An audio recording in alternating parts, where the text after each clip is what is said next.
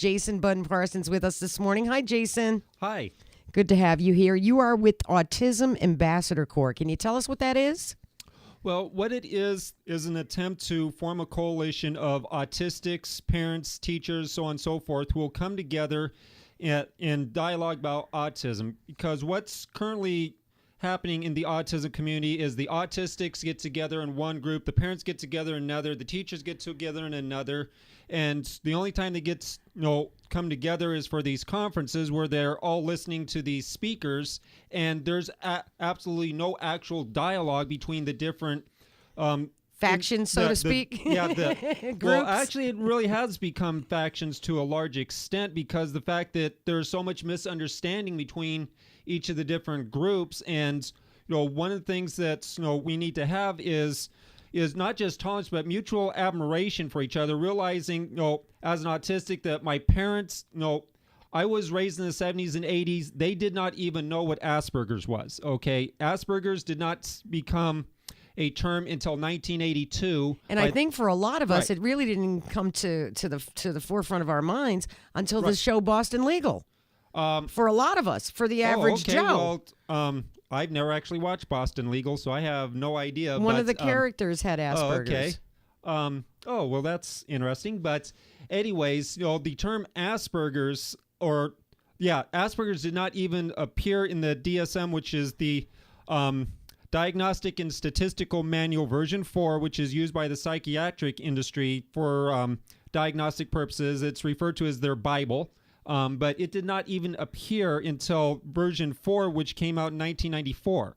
Okay, by that time, I was already 25 years old, and so it was of no benefit to my teachers, obviously, and it was still slow going as far as having a mainstream understanding of Asperger's / high functioning autism / mild autism. They got to change the terminology every once in a while to, just to keep us on our toes. Yeah, but actually the term Asperger's is going to be officially done away with the DSM-5, which is now supposed to come out in the year 2013, in which all the variations of autism is just going to be under one category with degrees of severity.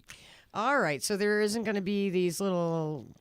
Well, we're still going to exist. Whether that there's still going to be people referring to themselves as Aspies because they prefer the term Asperger's because there is a lot of stigma towards the term autism itself. Now, why do you think that is, Jason? Because it seems that the statistics, the numbers of children today, and even some adults who are being diagnosed, is ridiculous. It is off the chart. Isn't it like 1 in 100 or some even smaller than that? So depending on whose stats, 1 in 75 males, and so but there's the reasons for that is there's several reasons for the increase of the autism statistics. Like I said, up until 1994, high-functioning autism was not even recognized, okay? I did not get diagnosed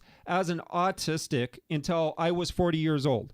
So where did they have you, because they have to categorize everybody these days. Basically, where did they have you? I was just an underachiever. I had 140 IQ, and I was getting C's and D's. I graduated from high school with 1.9. So they say you're lazy, do the work. Unmotivated. And as far as dealing with my peers, I was just antagonizing them in order to get attention, And so basically, I just had a bunch of labels put on me. So basically you were, for lack of a better term, you were kind of a troublemaker. Well, not so much a troublemaker because I wasn't getting in fights. An instigator.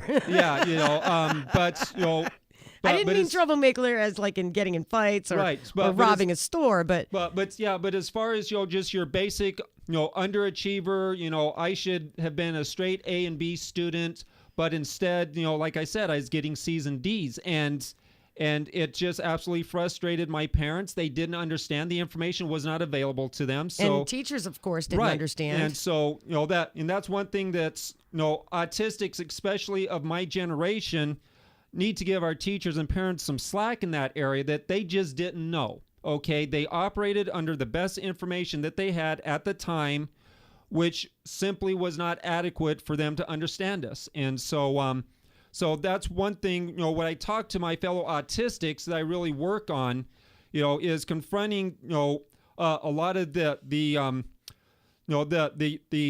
pain and resentment that they have towards people who meant well, but just didn't understand. Did you are you the founder of this Autism Ambassador Corps? Yes.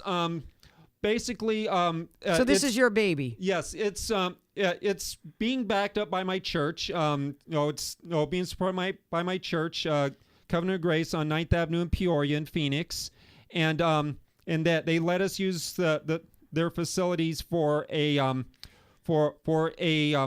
support group, a mutual support group, in which the idea is to invite all the parents and teachers and everybody, to come in dialogue in a constructive manner where everybody gets to learn from each other. They get to understand autism from our point of view, because the parents and teachers understand autism from the behaviors and all the external stuff. Okay, we understand autism internally.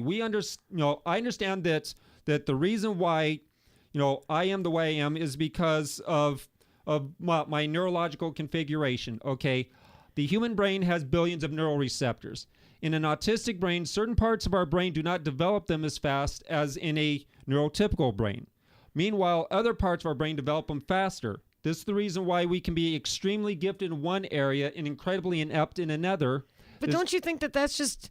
Well, that's me. But I'm the same way. I mean, I'm really good at some stuff, and I'm really poor at others. Well, but not to the extent where what we face is, people see how gifted that we are in a certain area, and they just refuse to accept the fact that our struggles in this other area could be legitimate. Okay, we are just way too smart to be struggling, or they'll see us being totally inept in some of the simplest things, and just and basically throwing the towel on us. Yes, there is a certain range, but what I'm talking about with autistics is that the variation between our strengths, our strengths are unbelievable, and our weaknesses are just catastrophic. And so it is a more extreme. There's just more extreme. So the swing is more right. Yeah, the pendulum swings just a little more severely in each direction. If your brain, on a scale of 1 to 10, okay, your neurological activity range from 4 to 6 in amongst the various parts of your brain. An autistic brain might function at a 1 to 3 in some areas, and an 8 to 10 in other areas. And so that's the whole thing, is that we have extra neuroreceptors in some part and fewer neuroreceptors in other. Jason Bunn Parsons is with us this morning. He's with Autism Ambassador Corps. That is your baby, so to speak. You found this group. What is the whole point, the mission? Well, like I said, it's to create some constructive dialogue, because, like I said, autistics, parents, and teachers don't understand each other's positions. Okay, and so and because this, they're all getting frustrated with each other. The parents, they have the same burdens, they're typical of all parents as far as with their children, Well, yeah, you want your kid to be the best at the best and the best. And then there's the teachers who have these 2 dozen, 3 dozen, whatever the parent or student teacher ratio is now, got all these kids in there, and there's these 2 or 3 kids, that they're having behavioral issues. Okay, is it their environment? Is it this? Is it that? They're trying to figure out what in the world's going on. Meanwhile, they have this curriculum that they have to, go forward. And I have some insight in that as a Sunday school teacher. Is okay, you have this lesson plan. You got to do the lesson plan, and meanwhile, you got 1 or 2 kids here. They're providing you with quite a challenge, and so what a lot of times happen is the parents get upset at the teachers, because the teachers aren't doing enough. The teachers are pulling their hair because they're overloaded. And meanwhile, the autistics like myself are just are frustrated because we are misunderstood. People are the people's opinions of us are based solely on their observations, with us having very little input into the subject of autism. So it's observation as opposed to understanding. Well, yes, that they're trying to gain understanding by interpreting our behaviors, and that they have some success to some degree because we are human beings, and some of the understandings that they get dealing with regular children does apply to us. But at the same time, there's certain things that you just don't understand unless you're